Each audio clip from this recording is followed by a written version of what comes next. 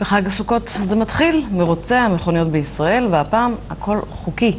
מסלול להמראה הנטוש בערד יהפוך למסלול למרוץ ספרינט בין מכוניות ספורט, וכתבנו אביב פרנקל נסע מהר.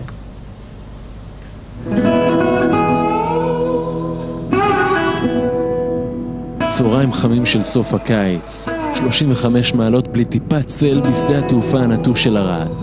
ואז פתאום משום מקום הכל מתחיל להתעורר. שקט, מפנה מקום לטורים הגבוהים של מכוניות הספורט. תרים רק, פשוט.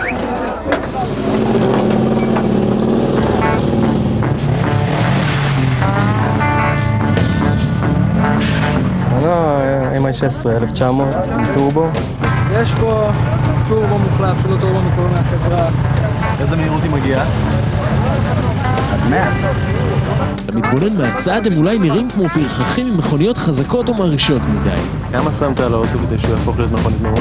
סביבות 100. 100,000 שקל?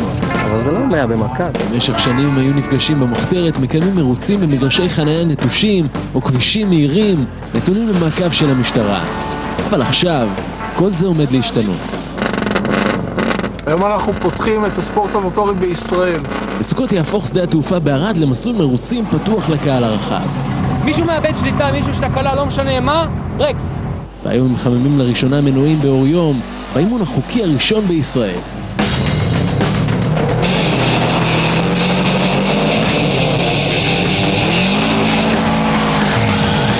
ברגע זה עשינו היסטוריה. ההזנקה הראשונה של האימון הפורמלי הראשון לקראת מרוץ חוקי ראשון זאת היסטוריה. בשנות ה-30 צעירים אמריקנים המציאו את הדרג רייסינג, מרוץ שבו שתי מכוניות מתחרות זו בזו לאורך רבע מייל, 402 מטרים. 70 שנה אחרי, באיחור אופנתי, זה מגיע גם אלינו. חיכיתי הרבה שנים עד שיהיה משהו רציני. אתה נראה כאילו חיכית הרבה שנים. אני מצא את ההזדמנות, אתה רואה? ברגע האחרון.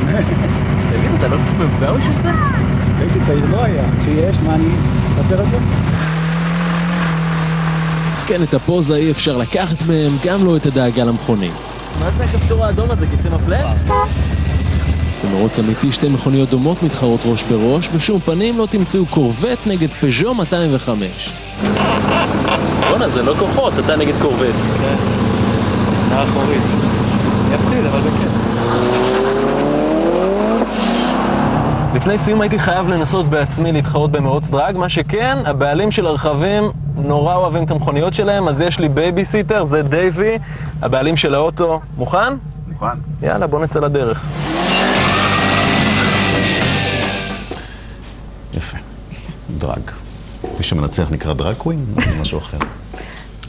מה עם יום הכיפורים? זה אני מספר על יום הכיפורים. כן, אתה. יום הכיפורים הופך ליום